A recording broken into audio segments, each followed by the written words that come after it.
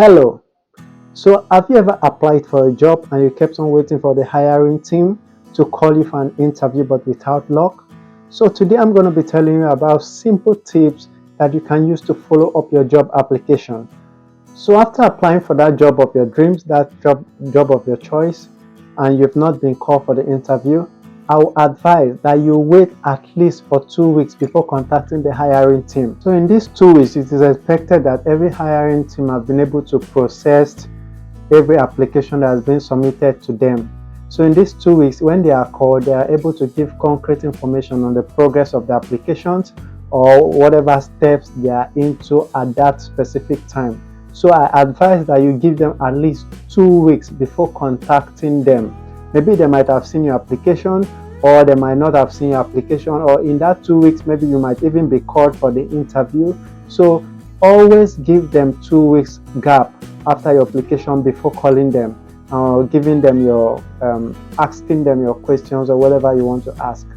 So you can always contact the hiring team through a phone call or through an email message, but I always advise all applicants to always use the email to contact their recruiter or to contact the hiring team. Using this method enables the recruiter to reply at their own leisure time. But when you call, most times you don't know the mood of the recruiter.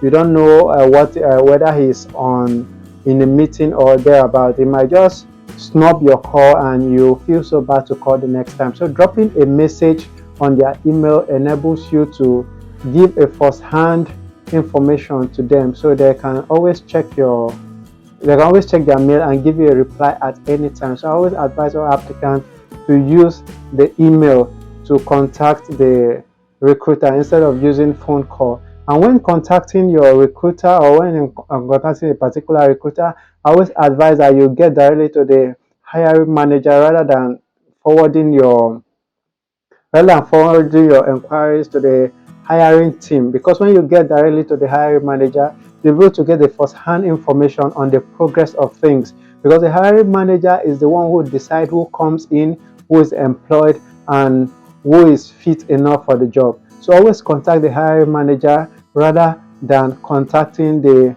hiring team. Number 2, be brief and concise. When contacting a recruiter or an employer, try to make your message as brief as possible. Note that you have already submitted your applications. They already know what you can do and thereabout. So this is an opportunity to also tell them that you are a great candidate. If you are a great candidate, try to make your request or your inquiry as short and concise as possible. I always advise applicants that they should make their inquiry as short as 3 paragraphs. Make them as short as 3 paragraphs. When I mean 3 paragraphs, I'm not telling you to write a full letter, but you can just write 3 short paragraphs making your inquiries on your applications. If you're making a phone call, make sure your phone call is as short as 3 minutes, not more than 3 minutes. Make it short, concise, go straight to the point rather than beating around the bush. Your applications or your CV has already stated what you can do and your abilities. You are there for the inquiries and not to sell yourself in another way. So make it as short as possible and not boring. As I said earlier, I always advise applicant to send a message through an email rather than a phone call. But if you decide to make a phone call, make sure as much as possible you don't call in the morning hour, because the morning hour is always busy for most hiring manager or hiring team. Make sure your calls is within the afternoon hours or within the evening period, because at this point most workload are being reduced on the head of most of these hiring manager, or in the office settings most workloads are reduced. So make your calls mostly in the afternoon period. If probably during their lunch period or during their break period, that will be a proper time for you to make the call, because at that time they can give you concentration and they can always give you a proper reply. Number 3, confirm your interest for the job or confirm your interest for the position. You calling or making your inquiries or following up, it shows that you still have interest for that position that you applied for. So when calling the recruiter or the hiring manager, make them know that you are still interested in that position, that you apply for that position, you have strong interest in that position. Make it known to them Tell them what you can do. It's another period to sell yourself again, but make sure you don't sell yourself above what you've said already in your CV. Just as I said earlier, your CV has already spoken so well about you. So when you're there, try to tell them that you are still interested in that position and what you can still do. It's another opportunity for you to get the job. It's another opportunity for you to be called for an interview, or your CV might have been passed, your CV might have been missed, but you giving them a call, giving them, making an inquiry with them, or can as well make them to call you back for an interview. So make sure you make your inquiry as short and precise as possible, and make sure that you also show your interest for that particular position. Number 4, reiterate your top qualifications.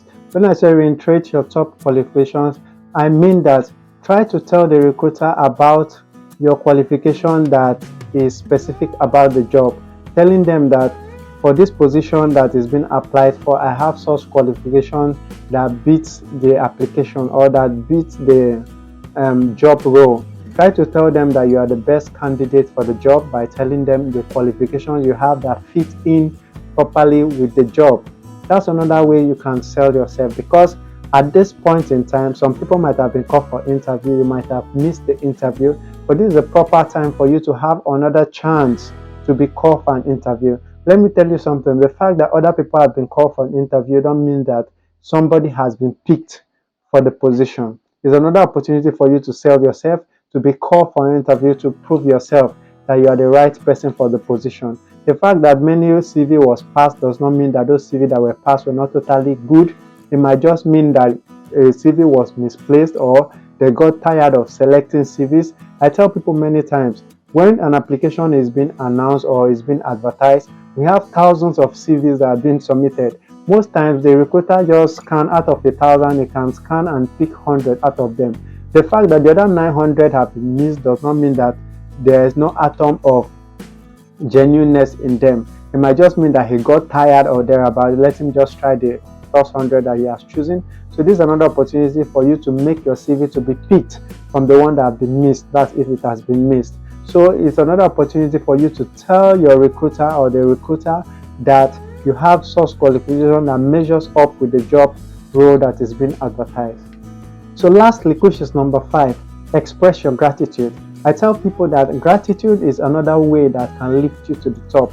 Expressing your gratitude, you express your gratitude for the time that has been spent, the time to read your message. If they can even read your message to that point that you can say thank you, that means that you even have a chance.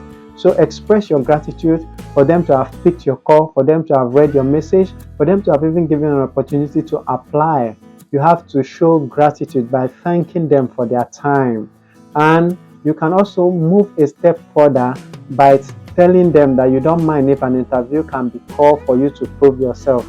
In that method of inquiries, you can also drop your address, your location. You can also drop your phone number. You can also drop your email address for them to contact you.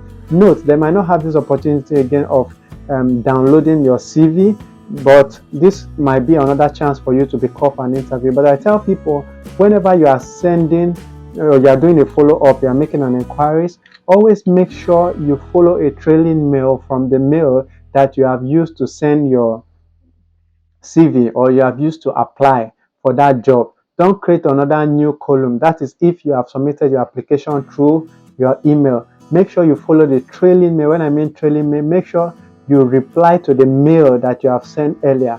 That enables them to be able to go down your mail that you've sent earlier, to download your CV if necessary and go through it again. But if not necessary, they can also get your contact details from your follow-up that you've done by the ones you've submitted. That's why I said submit your phone number, submit your email address. You can still be contacted for the job.